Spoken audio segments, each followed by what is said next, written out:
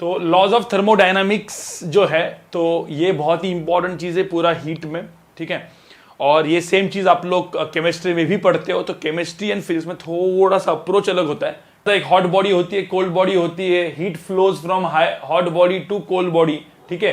तो ये सब चीज तो, और उसके बाद दोनों का टेम्परेचर सेम होगा, उसको हम लोग क्या बोलते हैं, thermal equilibrium, right. Thermodynamics is the study of the relations between heat, work, temperature and energy, ठीक है।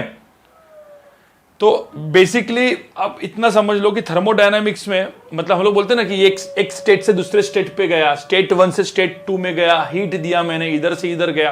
तो ये सारी चीजें जो होती है अभी समझ में आएगा आपको। अभी के लिए तो एक छोटा सा ये डेफिनेशन है, zeroth law of thermodynamics. Simple है guys, zeroth law of thermodynamics क्या है, देखो यहाँ पे जीरोथ लॉ ऑफ थर्मोडायनामिक्स क्या होता है, ए एंड बी, सब लोग सुनो, A and B thermal equilibrium में है, इसका मतलब दोनों का टेम्परेचर क्या होगा, सेम। तो बी एंड सी भी थर्मल इक्विलिब्रियम में है, तो दोनों का टेम्परेचर क्या होगा, सेम। तो A and B thermal equilibrium में है एंड बी एंड सी भी थर्मल इक्विलिब्रियम में है, तो ए एंड सी भी थर्मल इक्विलिब्रियम में होगा। तो ये जो लॉ था उसको हम लोग बोलते हैं zeroth law of thermodynamics. First law of thermodynamics क्या है, फर्स्ट लॉ ऑफ एकदम सिंपल सी चीज होती है। यहां पे तो क्या दिख रहा है आपको, एक एनिमेशन यहां पे दिख रहा है, इस एनिमेशन में यहां पे ये बेसिकली एक पिस्टन है, ठीक है, अपन पिस्टन बोलेंगे, पिस्टन है। अब जैसे मैं नीचे से हीट दे रहा हूं, देखो यहां पे नीचे से हीट दे रहा हूं। अब हीट जो होती है ना गाइस, देखो हीट जो मैं देता हूं, मतलब जो एनर्जी में बेसिकली ट्रांसफर कर रहा हूं यहां से यहां पे, जो हीट में दे रहा हूं उसको हम लोग लिखेंगे डेल्टा क्यू, बताइए आपको। तो मैं जैसे हीट दिया, पिस्टन ऊपर जा रहा है, देखो पिस्टन ऊपर जा रहा है। अब पिस्टन ऊपर जा रहा है, अब मुझे बताओ पिस्टन ऊपर क्यों जा रहा है, क्योंकि यहां पे जो गैस है ना वो बेसिकली इस पिस्टन के ऊपर क्या डालेगा, एक प्रेशर डालेगा, प्रेशर मतलब फोर्स डालेगा ना, इन शॉर्ट, ठीक है। तो एक प्रेशर डालेगा जिसके वजह से इसका वॉल्यूम बढ़ रहा है, देखो। तो बेसिकली गैस, हम लोग क्या बोल सकते हैं, गैस पिस्टन के ऊपर क्या कर रहा है गाइस, वर्क कर रहा है, बराबर ना, सिंपल सी बात है यार। मतलब मैंने सपोज इस गैस को हीट दिया, तो ये जो प्रेशर है, प्रेशर ऑफ द गैस है, पी मतलब क्या है, प्रेशर ऑफ गैस। अब ये जो चीज है ये बेसिकली क्या है, ये प्रेशर जो है उसके वजह से वॉल्यूम उसका चेंज हो रहा है और वो कुछ वर्क कर रहा है।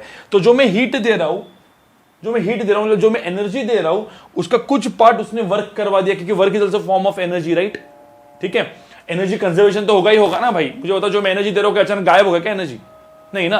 तो कुछ एनर्जी वर्क में यूटिलाइज हो रही है, मतलब कुछ वर्क हो रहा है, और कुछ जो बची हुई एनर्जी है उससे इसका ये जो है ना अंदर के जो मॉलिक्यूल्स है ना जोरदार घूमेंगे, उसकी इंटरनल एनर्जी, उसको बोलते हैं काइनेटिक एनर्जी, जो मॉलिक्यूल्स की काइनेटिक एनर्जी बढ़ेगी। अब काइनेटिक एनर्जी मतलब क्या, इसमें पोटेंशियल एनर्जी तो होती नहीं, क्योंकि हम लोग आइडियल गैस होता है, तो आइडियल गैस की सिर्फ काइनेटिक एनर्जी होती है। तो उसकी कौन सी एनर्जी बढ़ेगी, काइनेटिक एनर्जी मतलब कौन सी एनर्जी, हम लोग बोलेंगे इंटरनल एनर्जी, तो उसकी इंटरनल एनर्जी बढ़ने वाली है। तो सिंपल देखो यहां पे क्या लिखा है, डेल्टा क्यू, जो heat added to the system, उससे क्या हुआ, इंटरनल एनर्जी चेंज हुई गैस की, प्लस कुछ एनर्जी किसमें गई, वर्क में। सिंपल सी बात है, ठीक है। अब ये जो मैंने फॉर्म देखो एकदम सिंपल, इसको हम लोग बोलते हैं फर्स्ट लॉ ऑफ थर्मोडायनामिक्स। मुझे होता है फर्स्ट लॉ ऑफ थर्मोडायनामिक्स मतलब क्या, एनर्जी कंजर्वेशन, कुछ नहीं, मैंने कुछ एनर्जी दी, कुछ एनर्जी वर्क में यूटिलाइज हो गई, और कुछ एनर्जी जो बची हुई उसमें इंटरनल एनर्जी मतलब उसकी गैस की काइनेटिक एनर्जी चेंज हो गई। समझ में आ रहा है। इसका डिफरेंशियल फॉर्म मतलब क्या, एक मैंने small energy D Q provide की, छोटी सी एनर्जी चेंज हुई डी यू, और एक वर्क हुआ डी डब्ल्यू। समझ में आ रहा है, ये इसका डिफरेंशियल फॉर्म है। डिफरेंशियल फॉर्म भी बहुत सारे डेरिवेशन में काम आएगा, और खास करके जो अच्छे क्वेश्चंस होते हैं इवन नीट में, जेई मेन में इससे सॉल्व होंगे, ठीक है। जेई एडवांस के भी इससे ही सॉल्व होंगे, ठीक है। जो जेई मेन मतलब जेई मेन के होंगे तो जेई एडवांस में तो अच्छे वाला आएगा ही। तो ध्यान में रखना ये दो फॉर्म आपको लिखना है, एक नॉर्मल वाला फॉर्म, एक डिफरेंशियल फॉर्म। डिफरेंशियल मतलब एक डेल्टा क्यू, काफी अच्छी खासी मैंने एनर्जी प्रोवाइड की, काफी अच्छी खासी इंटरनल एनर्जी चेंज हुई और मस्त वाला वर्क हो गया, ठीक है। और छोटी एनर्जी छोटा इंटरनल एनर्जी छोटा वर्क, सिंपल डिफरेंशियल फॉर्म। कैसा होता है, एक तो पहले आपको ना ग्राफ लगता है, ग्राफ का मतलब क्या है, ग्राफ तो अपन बहुत पहले वाई एक्सिस एक्स एक्सिस पढ़ते जा रहे हैं, राइट। तो यहां पे भी ना ग्राफ लगने वाला है। अब आपको पता है, कभी भी ध्यान में रखना, कोई भी गैस की स्टेट कैसे डिफाइन होगी, कौन से वो थर्मोडायनामिक्स वेरिएबल होते हैं, कौन से, प्रेशर, वॉल्यूम, टेम्परेचर। ध्यान में रखना, थर्मोडायनामिक्स पढ़ते वक्त या पूरा का पूरा हीट एंड थर्मोडायनामिक्स पढ़ते वक्त P V is equal to N R T equation दिमाग में हमेशा। P V is equal to N R T को दिमाग में रखो। तो मैं यहां पे लिख के रखता हूं, यहां पे लिख के रखता हूं P V is equal to N R T. अब मुझे एक बात बताओ, फॉर पर्टिकुलर गैस, मतलब पर्टिकुलर मास दिया है गैस का, तो मोल्स तो डिफाइन हो गए ना उसके, गैस के मोल्स डिफाइन हो गए। मतलब कोई मैंने बोला एक गैस है, एक अमाउंट ऑफ गैस ले लो, चलो उसको स्टडी करते हैं अपन। तो उसको अपने पिस्टन में डाला और स्टडी करने लगे, उसको हीट दिया, उसने वर्क करवाया, ये सब करने लगे, ठीक है। तो मोल्स तो कांस्टेंट है। अब मुझे बताओ यहां पे कितने वेरिएबल्स है आपके हिसाब से, इस इक्वेशन में कितने वेरिएबल्स है? एन एन आर छोड़ दो, कितने वेरिएबल्स दिख रहे हैं आपको? 3। तो मुझे बताओ तीनों तीन वेरिएबल कभी होते हैं क्या? मुझे दो चीजें पता है तो तीसरी चीज पता होगी ना। तो एक्चुअल में देखा जाए तो यहां पे वेरिएबल कितने हैं? यहां पे वेरिएबल्स कितने हैं?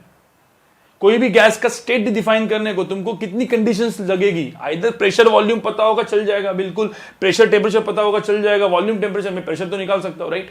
सो there are basically 3 thermodynamics, pressure volume and temperature से पूरा का पूरा गैस का स्टेट डिफाइन होता है, ठीक है, प्रेशर वॉल्यूम एंड टेम्परेचर से। लेकिन उसमें से कोई भी दो अपने को बदल तीसरा निकाल सकते हैं। समझ में आ रहा है? P V is equal to N R T से, तो हमेशा P V is equal to energy ना अपने दिमाग में रखो। अब मैं क्या करता हूं, गैस इस स्टेट में, स्टेट 1 में, अब स्टेट 1 से कुछ उसको हीट दिया, कुछ किया, या हीट निकाला या हीट दिया, दोनों कर सकते हैं। हीट दिया, स्टेट 1 से स्टेट 2 में चला गया, तो एक गैस स्टेट 1 से स्टेट 2 में चला गया, मतलब उसका प्रेशर चेंज हो गया, वॉल्यूम भी चेंज हो गया, देखो टेम्परेचर भी चेंज हो गया, सब कुछ P1 V1 T1 P2 V2 T2। अब यहां से यहाँ पे चेंज हुआ है ना, ये जो प्रोसेस होती है इसको हम लोग बोलते हैं थर्मोडायनामिक प्रोसेस। देखो यहाँ पे ये वर्ड बहुत इंपॉर्टेंट है, थर्मोडायनामिक प्रोसेस। थर्मोडायनामिक प्रोसेस क्या होगी? स्टेट 1 से स्टेट 2 में गैस चेंज हो गया है, तो जो प्रोसेस होगी उसको हम लोग क्या बोलेंगे? Thermodynamic process. समझ में आया? थर्मो समझने लायक क्या था भाई इसमें, समझ। अब क्या होता है, ये प्रोसेस को ना ग्राफिकल वे में दिखाते हैं। सुनो गाइस, यहां पे सब लोग सुनो, इसको हम ग्राफिकल वे में दिखाते हैं, और जो डायग्राम होती है उसको हम लोग बोलते हैं इंडिकेटर डायग्राम। क्या बोलते हैं इसको? इंडिकेटर डायग्राम, ठीक है। अब एफबीडी पता है, एफबीडी फ्री बॉडी डायग्राम, वैसे यहां पे इसको हम लोग बोलेंगे इंडिकेटर डायग्राम, आईडी। अब इंडिकेटर डायग्राम मतलब क्या? कोई भी गैस है, एक काम करता हूं, ये प्रेशर एंड वॉल्यूम का ग्राफ है, देखो यहां पे pressure and volume, pressure versus volume. तो लेट्स से गैस स्टेट 1 में, तो मुझे बताओ प्रेशर वॉल्यूम पता है, देखो इसका ये है P1, इसका ये है V1, ठीक है। तो वॉल्यूम डिफाइन हो गया, प्रेशर P1 डिफाइन हो गया, कोई भी एक पॉइंट में। मुझे तो P1 V1 पता है, तो T1 निकाल सकते कि नहीं निकाल सकते? P V is equal to N R T से निकालो, P V is equal to N R T से निकालो, खत्म हो गया।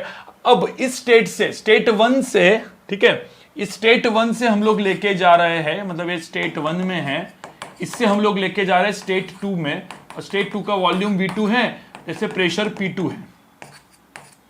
अब मुझे तो यहां से यहां पे लाने कहां से जा सकते हैं? क्या सडनली होगा क्या?